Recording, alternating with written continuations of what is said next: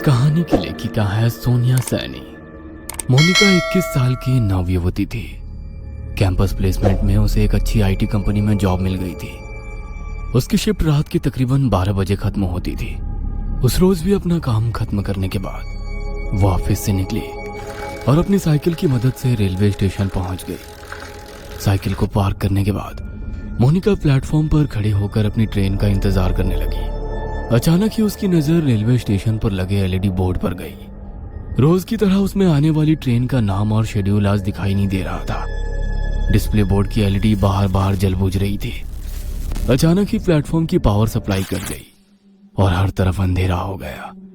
कोई कुछ समझ पाता उससे पहले ही मोनिका की ट्रेन प्लेटफॉर्म पर आ गई। बिना देरी किए बाकी के पैसेंजर्स के साथ साथ मोनिका भी झट से ट्रेन में चढ़ गई। इस समय रात के 11:30 बज गए थे। आज ट्रेन में कुछ गिने चुने पैसेंजर्स ही दिखाई दे रहे थे। मोनिका ने अपने हेडफोन में लाउड म्यूजिक लगाया और आंखें बंद कर अपना सर सीट के बैक सपोर्ट में टिका दिया। कुछ ही देर में लाउड म्यूजिक होने पर भी दिन भर की थकान के कारण उसकी आंख लग गई थी।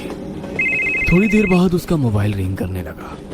रिंग की आवाज से मोनिका की नींद टूट गई। स्क्रीन पर पापा का नाम फ्लैश हो रहा था। मोनिका ने फोन उठाया तो उधर से पापा की आवाज सुनाई देने लगी। मोनिका बेटा, ट्रेन मिल गई थी ना? हाँ पापा, मैं ट्रेन में ही हूँ, आप चिंता मत करो। कौन सा स्टेशन आ गया है? पापा की बात सुनकर मोनिका अचानक से आंख खोलकर अपने कोच में चारों ओर नजर दौड़ाती है। उसे अपनी आंखों पर यकीन नहीं हो रहा था। पूरे कोच में बिल्कुल अंधेरा छाया हुआ था। ना तो कोई डिस्प्ले दिखाई पड़ रहा था और ना ही कोई अनाउंसमेंट सुनाई दे रहा था। पापा, आई थिंक कुछ प्रॉब्लम है। यहाँ ट्रेन में कुछ है ही नहीं। सारी लाइट्स ऑफ है और कोई अनाउंसमेंट भी नहीं हो रही है। बेटा, आसपास किसी पैसेंजर से पूछना क्या बात है। पापा, पूरा कोच खाली पड़ा हुआ है। मैं अकेली हूँ यहाँ। ये क्या बोल रही है बेटा? मुझे डर लग रहा है। देख, ट्रेन जैसे ही अगले स्टेशन पर रुकेगी तू वहाँ पर उतर जाना, मैं तुम्हें लेने आ जाऊंगा। ठीक है पापा। मोनिका अब ट्रेन के अगले स्टेशन पर रुकने का इंतजार कर रही थी। आमतौर पर यह ट्रेन हर 10 या 12 मिनट में अगले स्टेशन के लिए रुकती थी, लेकिन आज पूरे 20 मिनट हो चुके थे, लेकिन ट्रेन रुकने का नाम ही नहीं ले रही थी। मोनिका को घबराहट हो रही थी। उसे कोई आइडिया नहीं था वह अभी कहाँ पर है। ड्राइवर की कैबिन में जाकर उससे कांटेक्ट करती हूँ, शायद कुछ हेल्प कर सके। ऐसा सोचकर मोनिका अपनी मोबाइल की टॉर्च ऑन करके इंजन रूम तक पहुंच जाती है। वहां जाकर वो ड्राइवर के केबिन को लगातार खटखटाती रहती है, लेकिन अंदर से कोई जवाब नहीं मिलता। डर से मोनिका की सांसें उखड़ रही थी। अपनी उखड़ती सांसों को शांत करके वह वापस अपनी सीट पर आकर बैठ जाती है। अब उसे बस ट्रेन के रुकने का इंतजार था ताकि वो नीचे उतरकर मदद मांग सके और अपने पापा को वहां बुला सके। इसी तरह 10 मिनट और बीत जाते हैं। अचानक ट्रेन की स्पीड कम होने लगती है। ट्रेन की स्पीड को कम होते देखकर मोनिका की जान में जान आने लगती है। कुछ ही मिनटों में ट्रेन किसी स्टेशन पर आकर रुक जाती है। बाहर घना अंधेरा छाया था। स्टेशन पर कहीं भी उजाला नहीं दिख रहा था। मोनिका ने खिड़की से झांककर बाहर देखा तो प्लेटफॉर्म पर एक भी इंसान नहीं था। अब तो मोनिका को और भी डर लगने लगा था। उसने जल्दी से अपना मोबाइल निकाला और फिर से पापा को फोन मिला दिया। पापा, ट्रेन किसी स्टेशन पर रुकी है, लेकिन ये कौन सा स्टेशन है कुछ समझ नहीं आ रहा। बाहर सिर्फ अंधेरा ही अंधेरा दिखाई दे रहा है। प्लेटफॉर्म पर भी कोई आदमी नहीं दिख रहा है। मैं क्या करूं? बेटा, एक बार मैप में अपनी लाइव लोकेशन चेक करो, तुम्हें पता चल जाएगा कि अभी तुम्हारी ट्रेन कहां पर है। मोनिका अपनी लोकेशन चेक करती है तो पता चलता है कि वो किसी अनजान जगह पर है जिसे जीपीएस भी ट्रैक नहीं कर पा रहा था। मोनिका फिर अपने पापा को फोन लगाती है। पापा, ये सब क्या हो रहा है मेरे साथ? इस जगह को जीपीएस भी ट्रैक नहीं कर पा रहा है। मैं कहाँ जाऊं?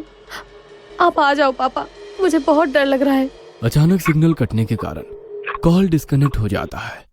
मोनिका स्टेशन पर घूमकर बाहर निकलने का रास्ता ढूंढने लगती है। तभी उसे वहां पर एक बड़ा सा बोर्ड लगा हुआ दिखाई देता है। इस पर जरूर स्टेशन का नाम लिखा होगा। टॉर्च जलाकर देखती हूँ। जैसे ही वो टॉर्च की रोशनी में बोर्ड की ओर देखती है, उसके शरीर में कपकपी सी होने लगती है। वह बोर्ड पूरी तरह से खून से लथपथ था और उस पर से अभी भी खून की बूंदें टपक रही थी। मोनिका घबराकर वहां से भागकर वापस अपनी ट्रेन की ओर आने लगती है कि तभी उसका फोन बजने लगता है। डरो नहीं बेटा, हिम्मत से काम लो। तुम्हारी ट्रेन जिस ट्रैक से आई है उसी ट्रैक पर वापस चलो। देखो आसपास कुछ तो होगा, कोई चर्च, कोई बिल्डिंग, कुछ न कुछ जरूर होगा। तुम कोशिश करो, जैसे ही तुम्हें कुछ भी दिखाई दे तुरंत मुझे बताना। मैं भी पुलिस से मदद मांगने की कोशिश कर रहा हूँ। आंसू पोंछकर मोनिका पापा के कहे अनुसार अपोजिट डायरेक्शन में भागने लगती है। ट्रैक पर हर तरफ अंधेरा ही अंधेरा छाया हुआ था। भागते हुए मोनिका को अपने पीछे कई सारे कदमों की आवाजें सुनाई दे रही थी। ऐसा लग रहा था कई सारे लोग उसके पीछे पीछे दौड़ रहे हो। मोनिका घबराकर अपने पीछे की ओर देखती है, लेकिन पीछे सन्नाटे के सिवा कुछ भी नहीं था। मोनिका पूरी ताकत लगाकर दौड़ती ही जा रही थी। अचानक ही उसके कानों में किसी की आवाज सुनाई देती है। ऐसा लग रहा था कोई गुस्से में उसका नाम पुकार रहा हो। मोनिका अब इतना ज्यादा डर चुकी थी कि उसके अंदर पीछे मुड़ने की हिम्मत भी नहीं बची थी। हाथ में मोबाइल पकड़े वह फ्लैश लाइट की रोशनी में दौड़ती चली जा रही थी। अचानक ही उसके दौड़ते कदम ठिठक कर रह गए। उसने देखा कि सामने पोल पर एक औरत उल्टी लटकी हुई थी। उसके बाल हवा में लहरा रहे थे और वो खतरनाक चेहरे के साथ जोर जोर से हंस रही थी। मोनिका का हलक डर से सूख रहा था। अब उसमें और आगे जाने की हिम्मत नहीं बाकी थी, इसलिए वो वापस स्टेशन की तरफ जाने के लिए मुड़ जाती है।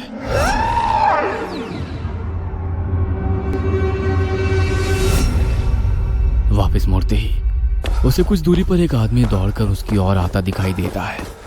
उसका पूरा शरीर कटा फटा सा दिखाई दे रहा था। उसका चेहरा बहुत डरावना दिख रहा था, जैसे कहीं पर कुचला गया। वो आदमी हाथ हिलाकर उसे ट्रैक पर दौड़ने से मना कर रहा था। मोनिका को अब समझ नहीं आ रहा था कि वो कहाँ जाए। घबराकर वो फिर से पोल की तरफ देखती है, जहां अभी कुछ मिनटों पहले एक औरत उल्टी लटकी हुई थी। वो पोल अब बिल्कुल खाली था। आगे का रास्ता भी बिल्कुल खाली दिखाई दे रहा था, इसलिए उस आदमी से बचने के लिए मोनिका फिर से ट्रैक पर दौड़ने लगती है। कुछ दूर दौड़ने के बाद उसे ट्रैक के पास एक गाड़ी खड़ी दिखाई देती है। मोनिका अपने पापा को गाड़ी के बारे में बताने के लिए फोन उठाती है तो देखती है कि फोन की बैटरी डाउन हो गई है। इस गाड़ी के हेडलाइट्स ऑन है, मतलब गाड़ी में जरूर कोई है। क्या करूं? मदद मांग लूं या ऐसे ही भूतिया स्टेशन पर अपनी मौत का इंतजार करती रहूं? मोनिका कुछ देर सोचती है और उसके बाद हाथ हिलाते हुए गाड़ी के सामने जाकर खड़ी हो जाती है। मोनिका को ऐसी हालत में देखकर गाड़ी के अंदर से एक आदमी बाहर आता है। क्या बात है, इतनी रात को आप ऐसे ट्रैक पर क्या कर रही हैं? सब ठीक तो है ना? मोनिका बुरी तरह हाँफ रही थी। ऐसा लग रहा था वह किसी भी पल बेहोश होकर गिर पड़ेगी। मोनिका की ऐसी हालत देखकर वो आदमी उसे गाड़ी के अंदर बैठा लेता है। अच्छा, आप आराम से अंदर बैठकर बताइए क्या बात है। पता नहीं क्या हो रहा है मेरे साथ। मैं न जाने कैसे इस जगह पर आ गई। अब मैं लाख कोशिशों के बाद भी यहाँ से निकल नहीं पा रही। आप बता सकते हैं ये कौन सी जगह है? मोनिका अपनी ही धुन में बोलती चली जा रही थी। तभी उसे महसूस हुआ कि कार सवार युवक उसे वापस प्लेटफॉर्म की ओर ले जा रहा है। No please stop. तुम मुझे कहाँ ले जा रहे हो? मुझे वापस वहां नहीं जाना है। मोनिका के इतना कहते ही वह लड़का मुस्कुराते हुए पीछे देखता है। अगले ही पल उस लड़के का चेहरा बदलने लगता है और वो उसी आदमी की शक्ल में बदल जाता है जो ट्रैक पर उसका पीछा कर रहा था। मोनिका के मुंह से एक जोरदार चीख निकल जाती है और वो कार से उतरकर फिर से पागलों की तरह दौड़ने लगती है। उसे अपने पीछे उस आदमी के कदमों की आवाज साफ सुनाई पड़ रही थी। दौड़ते हुए वो वापस अपनी ट्रेन के सामने आ जाती है। कोई और रास्ता ना सूझने पर वो छिपने के लिए वापस ट्रेन में चढ़ जाती है और एक सीट के नीचे छिपकर बैठ जाती है। मोनिका का पूरा शरीर पसीने से लथपथ हो गया था। वो अभी तक डर से कांप रही थी। डर उसके दिमाग में इस कदर बैठ गया था कि अगले ही पल वो डर से बेहोश हो गई थी। कुछ ही पलों में ट्रेन चल पड़ती है और उस स्टेशन को पीछे छोड़कर आगे बढ़ जाती है। कुछ देर बाद मोनिका को होश आता है तो वो खुद को स्टेशन के इमरजेंसी रूम में पाती है। अब आप कैसा फील कर रही हैं मैम? आप अपनी सीट पर बेहोश हो गई थी। ट्रेन के स्टाफ मेंबर आपको यहाँ लेकर आ गए। आप अपने घर पर किसी को इन्फॉर्म कर दीजिए। मोनिका हैरानी से चारों ओर देख रही थी। उसे अभी तक यकीन नहीं हो रहा था कि वो उस स्टेशन से वापस आ गई है। प्लीज मेरे पापा को बुलवा दीजिए। मैम, आपके फोन की बैटरी लो हो गई थी। मैंने चार्ज कर दिया है, ये लीजिए। मोनिका अपना फोन निकालकर पापा को फोन लगाती है। हेलो, कहाँ थी तू बेटा? मैं कितना परेशान था। 3 घंटे हो गए, अभी तक घर नहीं लौटी। पापा, आप तो जानते हैं ना, मैंने आपको फोन किया तो था। बेटा क्या बोल रही है, तू है कहाँ? मोनिका पापा को अपनी लोकेशन भेज देती है। कुछ ही देर में मोनिका के पापा आकर उसे अपनी कार से घर ले जाने लगते हैं। रास्ते में मोनिका अपना फोन निकालकर कॉल हिस्ट्री चेक करती है। उसने पिछले 3 घंटे में लगभग 10 बार पापा का नंबर डायल किया हुआ था, लेकिन एक भी बार उस पर बात नहीं हुई थी। मैंने तो हर बार पापा से बात की थी, लेकिन फोन में तो बस डायल नंबर ही दिख रहा है। और अगर वो सब मेरा वहम था, तो फिर जब मैं बेहोश थी तो ये कॉल कब और किसने किए? मोनिका के जहन में बहुत से सवाल थे, जिनका जवाब फिलहाल बस यही था कि इतना सब कुछ एक रात में देख लेने के बाद भी वो जिंदा अपने घर लौट रही थी। मोनिका पिछली रात की घटना को एक बुरा सपना समझकर भूल जाना चाहती थी कि तभी उसकी नजर अपनी गाड़ी के साइड मिरर पर पड़ती है। वो देखती है कि वही कटे पिटे चेहरे वाला डरावना आदमी उसकी गाड़ी के ठीक पीछे पीछे चला आ रहा है।